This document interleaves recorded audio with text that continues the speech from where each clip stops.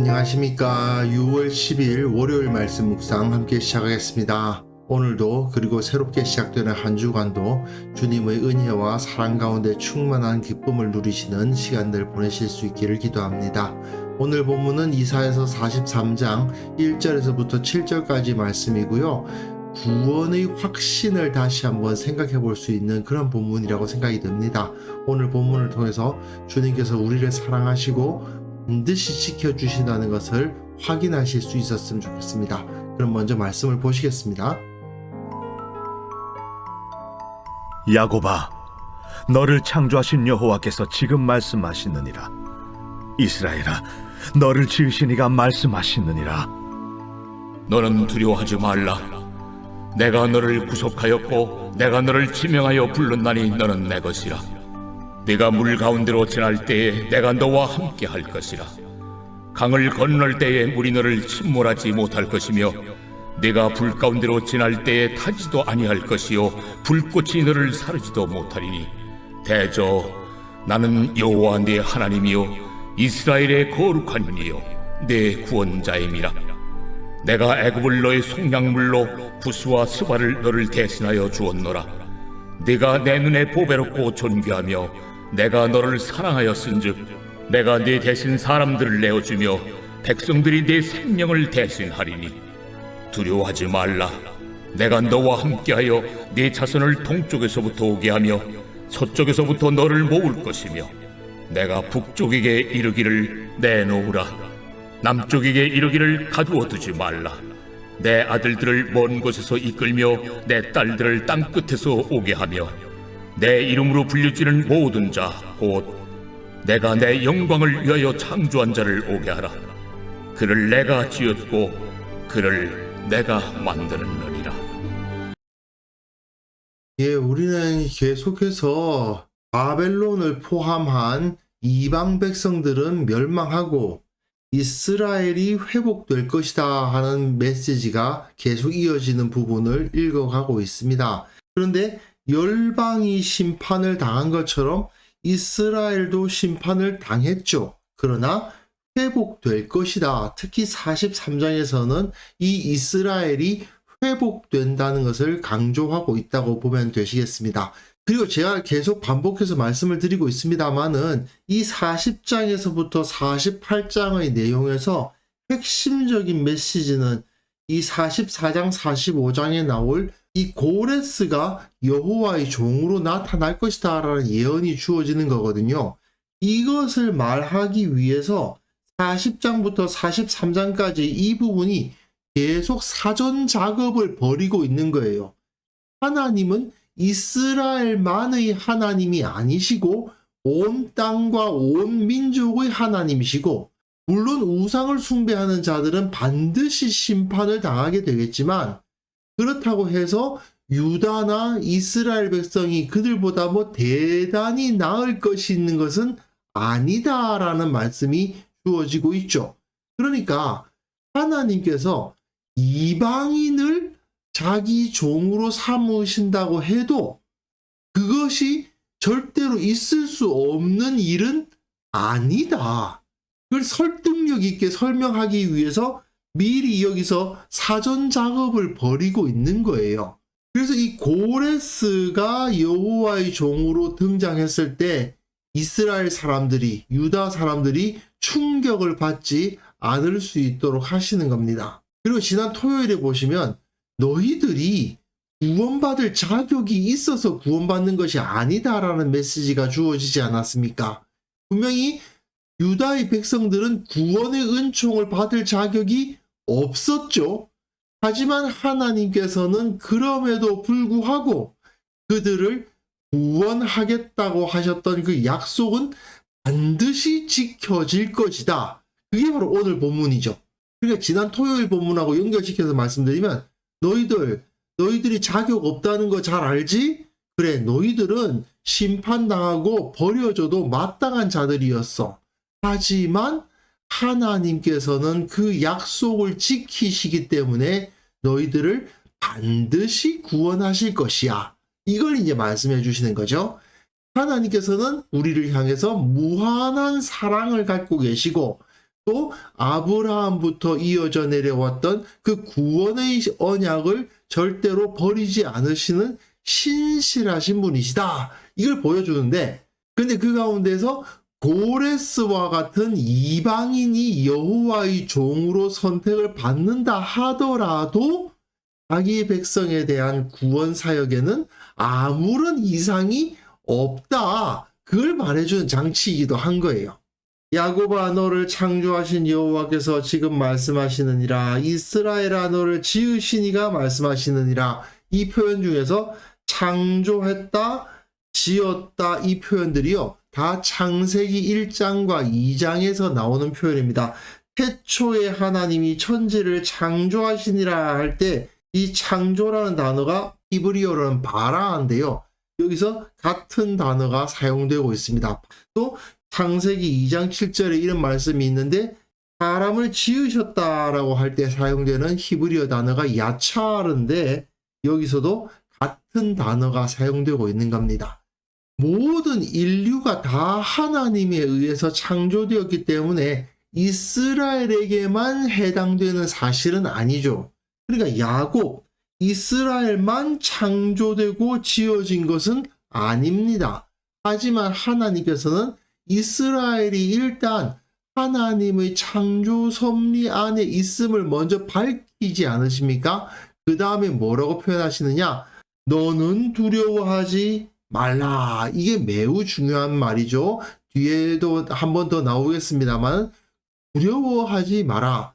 내가 너를 구속하였고, 여기서 구속하였다라는 이 단어는 창세기 48장에서 야곱이 아들들을 축복 기도를 해줄 때에 나를 모든 환난에서 건지신이란 단어와 같습니다. 이 가알 동사인데, 이 구속하였다라는 이 단어가 바로 이 가알, 건지셨다, 구원하셨다, 이런 표현으로 사용되고 있고요.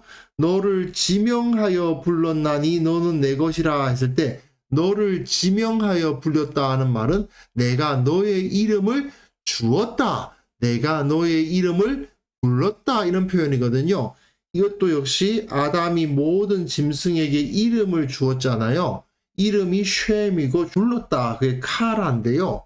이름을 불렀다, 곧 이름을 주었다라는 뜻이 됩니다. 그래서 하나님의 통치하심을 받는다는 뜻이에요. 그러니까 이스라엘은 모든 인류가 다 창조될 때 같이 창조된 것인데, 그 중에서도 특별히 구속받고 이름을 불림을 받는 특별한 존재로서 부름을 받았다라는 것이죠.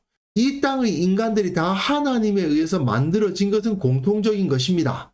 하지만 그 중에서도 이스라엘은 특별하게 구원을 받았다, 특별하게 부름을 받았다, 이렇게 말해주고 있는 겁니다.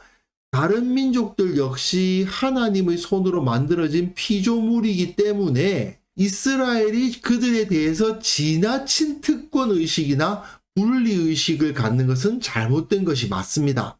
하지만 그렇다고 하더라도 자기들에게 다른 민족에게는 주어지지 않은 특별한 은혜가 주어졌다는 사실을 잊어서도 안 되는 거죠. 그리스도인들이 마찬가지예요. 우리가 불신자들에 비해서 뭐 대단한 존재인 것처럼 자랑하고 의시되고, 그거는 옳지 않습니다. 우리가 뭐 대단한 게 나은 게 있나요? 우리가 저들에 비해서 뭐 대단하게 의로운 게 있나요? 사실은 별거 없죠. 그렇기 때문에 저들 앞에서 우리가 자랑할 것이 없다는 거, 저들과 우리는 무슨 인종이 다른 것처럼 그렇게 생각하면 안 됩니다. 똑같은 인간일 뿐이에요. 그러나 하나님께서 감사하게도 나로 하여금 예수님을 먼저 알게 하셨죠. 그거는 정말 특별한 은혜라고 할 수밖에 없다. 그걸 우리는 기억해야만 됩니다. 네가 물 가운데로 지날 때에 내가 너와 함께 할 것이라. 뭐가 생각납니까? 홍해가 갈라진 사건이 생각나죠. 강을 건널 때에 물이 너를 침몰하지 못할 것이다. 여호수아 때에 요단강이 끊어진 사건을 떠올리게 하는 표현입니다. 과거에 이스라엘에게 하나님이 어떤 은혜를 주셨던가를 떠올리게 하는 거죠. 내가 너희들에게 이러한 은혜를 주었던 하나님이다. 그걸 기억하느냐? 그래, 나는 그 은혜를 멈추지 않을 것이다. 너희들이 물 가운데 지날 때에 지켜주었듯이 불 가운데 지나더라도 너희를 지켜주겠다. 물보다 불이 훨씬 더 두려운 대상처럼 느껴지지 않습니까?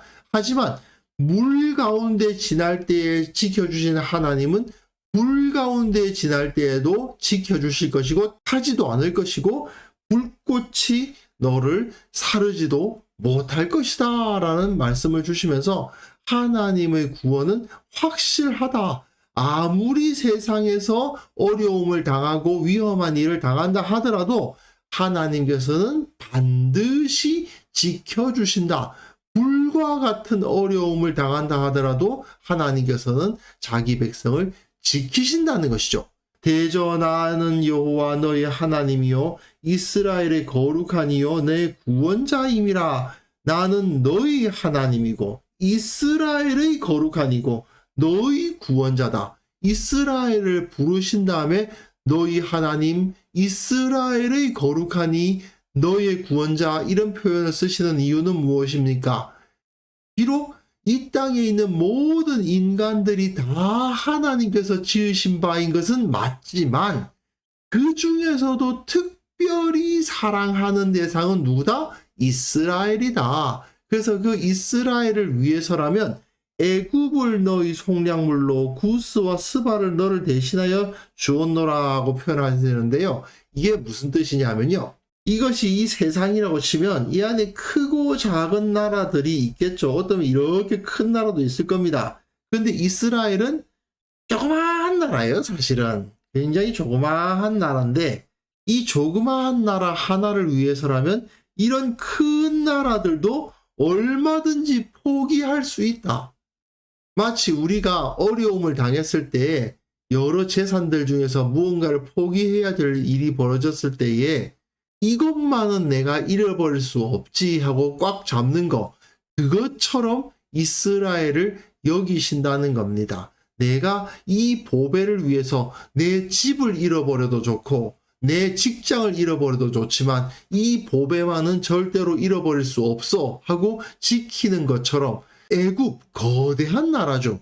구스, 스바 멀리 있는 굉장히 강력한 나라들입니다. 그런데 그 나라들을 대가로 지불하고서라도 너만은 지킬 거다 이런 표현이에요. 네가 내 눈에 보배롭고 존귀하며 내가 너를 사랑하였은즉 이게 바로 그 말이죠. 하나님께서는 저 애굽을 잃어버려도 좋고 구스를 잃어버려도 좋고 스바를 잃어버려도 좋지만 이스라엘만은 절대로 잃어버리지 않을 것이다.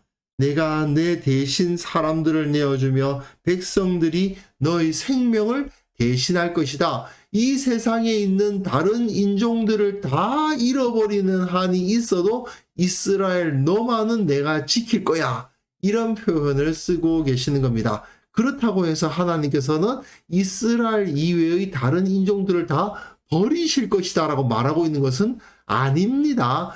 이스라엘 너희들이 얼마나 소중한지를 알아라 이 말씀이에요. 그러니까 너희들은 이 세상에 있는 그 어떤 민족보다도 제일 중요한 내가 너를 맨 먼저 생각하는 그런 민족이니까 너희들은 그 자부심을 잃어버려서는 안 된다라고 말씀을 하시는 거죠. 그리고 다시 두려워하지 말라. 두 번째로 이 말씀이 주어지는 겁니다. 두려워하지 말라. 두려워하지 말라. 내가 너와 함께하여 내 자손을 동쪽에서부터 오게 하며 서쪽에서부터 너를 모을 것이다. 내가 북쪽에게 이르기를 내놓으라. 남쪽에게 이르기를 가두어 두지 말라. 내 아들들을 먼 곳에서 이끌며 내 딸들을 땅 끝에서 오게 할 것이다. 이렇게 말씀을 하시는 거죠. 북이스라엘은 아수르에게, 남유다는 바벨론에게 망하면서 각 곳으로 다 끌려가지 않았습니까? 북쪽으로 동쪽으로 남쪽으로 그 사람들이 다 포로가 되어서 끌려가 가지고 그 흩어진 곳에서 수십 년 동안 세월을 보내야만 되었어요. 그런데 하나님께서는 두려워하지 말라.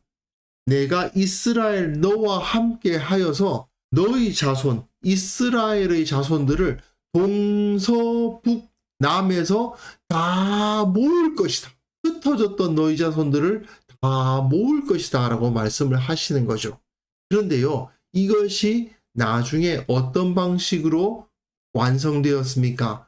온 이방의 땅에서 이방인들이 이스라엘 사람들이 되어서 예수 그리스도를 믿음으로 말미암아 하나님의 백성으로 변화되어서 동쪽과 서쪽과 북쪽과 남쪽에서 사람들이 모여오는 역사가 일어났죠. 그게 바로 교회입니다. 내 이름으로 불려지는 모든 자 곧 내가 내 영광을 위하여 창조한 자를, 이것 역시 태초에 하나님이 천지를 창조하시니라 할 때 그 바라고요. 내가 그를 지었고 라고 했을 때는 또 역시 야차르, 흙으로 사람을 지으시는 그 문맥에서 사용된 단어고요. 또 그를 내가 만들었느니라, 이 표현은 창세기 1장 7절에 나오는 표현인데 하나님이 궁창을 만드셨다 했을 때 아사 동사입니다. 이 동사를 사용해서 창조의 영광이 이스라엘에게 온전히 임했고 하나님께서 그들을 새로운 창조로서 구속의 자리로 부르실 것이라는 것을 약속하시는 겁니다. 즉 구원은 절대로 흔들리지 않아요. 나중에 아니 저 사람이 우리를 구원한다고 싶은 사람이 여호와의 종으로 나타나겠죠. 아니 저 이방인 왕 고레스가 어떻게 여호와의 종이 되어서 우리를 구원한단 말인가? 이런 의심이 들 수도 있겠지만 하나님의 구원은 너무나도 확실하기 때문에 반드시 이루어질 것이기 때문에 하나님께서 그들을 창조하셨고 지으셨고 만드셨고 그들을 지키실 것이기 때문에 그들과 함께 하실 것이기 때문에 두려워할 필요가 없다. 어떤 일이 벌어져도 나는 반드시 너를 구원하겠다. 이렇게 말씀을 하시는 거죠. 하나님께서는 그러니까 그 구속의 역사 가운데 철저하게 그 약속을 지키신 분이십니다. 우리 하나님은 정말 신실하신 분이시기 때문에 자기 백성들을 부르시고 돌보시고 구원하시겠다는 약속을 절대로 버리실 분이 아니십니다. 그리고 그 약속이 가장 확실하게 성취된 것은 바로 예수 그리스도에 의해서 세워진 하나님의 교회죠. 그게 진짜 이스라엘인 겁니다. 하나님의 언약에 의해서 선택되었던 유대인들이 복음의 시작점 역할을 하고 그리고 그 복음이 혈통적 유대인의 범위 내에서 머문 것이 아니라 모든 하나님의 택하신 자들에게 다 전달이 되고 그들이 다 모여서 하나님의 백성, 새로운 이스라엘을 구성하게 되었죠. 이걸 가지고 유대인들이 소외됐다고 생각해서는 안 됩니다. 분명히 초대교회에는 유대인들이 있었죠. 유대인들이 구원을 받고 이스라엘 사람들이 구원을 받고 이방인들도 거기에 포함되어서 구원을 받았다. 이렇게 생각해야 되는 겁니다. 하나님께서는 이런 방식으로 자기 백성을 붙드시고 돌보십니다. 그리고 절대로 우리를 놓지 않으실 것입니다. 끝까지 돌봐주실 겁니다. 물론 인간의 짧은 이해력으로는 하나님의 역사를 다 이해하지 못하는 경우가 많죠. 이 당시 유대인들 아마 그랬을 겁니다. 고레스가 여호와의 종이다 라고 선포가 되면 뭐라고? 하는 생각이 들었겠죠. 예수님 시대에도 마찬가지거든요. 예수님을 보고 저자가 우리를 구원할 그리스도라고 사람들이 안 믿었잖아요. 마찬가지 현상이 일어납니다. 우리에게서도 비슷한 모습이 나타날 수 있어요. 아니 하나님께서 어떻게 우리에게 이런 방법으로 구원을 베푸신단 말인가? 이런 생각이 들 수도 있어요. 하지만 그것은 모두 다 우리의 생각이 짧기 때문에 생기는 문제죠. 하나님께서는 우리를 위해서 가장 좋은 것을 준비하고 계십니다. 가장 좋은 곳으로, 가장 좋은 상태로 우리를 이끄시고 보호하신다는 것을 우리는 잊지 말아야 됩니다. 내 머리로 이해가 안 될 수 있지만, 내가 기대했던 모습대로는 이루어지지 않을 수 있지만, 내 기대보다, 내 이해력보다 훨씬 더 좋고 훨씬 더 완벽하게 하나님의 뜻은 이루어진다는 것을 우리가 기억할 수 있었으면 좋겠습니다. 그래서 이 시간 함께 기도하실 때에는요, 주님의 은혜를 두려움 없이 확신하게 하옵소서. 내가 기대했던 모습으로 일들이 풀려나가지 않을 때라도 오히려 하나님께서 더 좋은 것을 주실 것을 기대하며 기쁨으로 살아가게 하옵소서. 특별히 우리 교회 가운데 구원의 확신이 흔들리는 신앙인들, 연약한 자들이 있다면 그들을 붙들어 주시고 온전하게 하옵소서. 함께 기도하는 시간 가졌으면 합니다.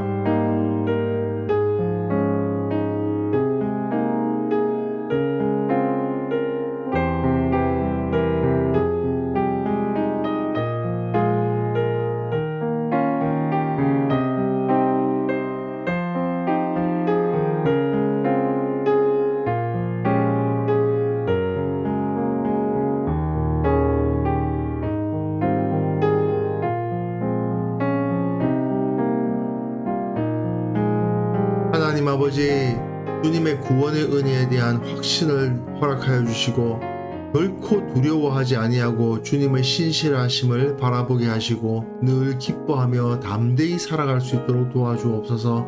우리 교회 모든 성도들 그 구원의 기쁨과 확신을 누리게 하시고 어디에서든지 어떤 일을 하든지 예수님의 모습으로 승리하는 자들 다 될 수 있도록 도와주옵소서.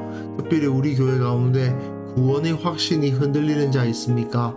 하나님의 도우심을 믿지 못하는 자들이 있습니까? 주님께서 붙들어 주시고 그 연약한 마음을 치유하여 주시고 바로 세워주시고 온전히 주님을 바라보며 기뻐하며 담대히 세상을 살아갈 수 있는 강한 믿음 허락하여 주옵소서. 아버지 하나님, 우리에게 이 믿음이 필요합니다.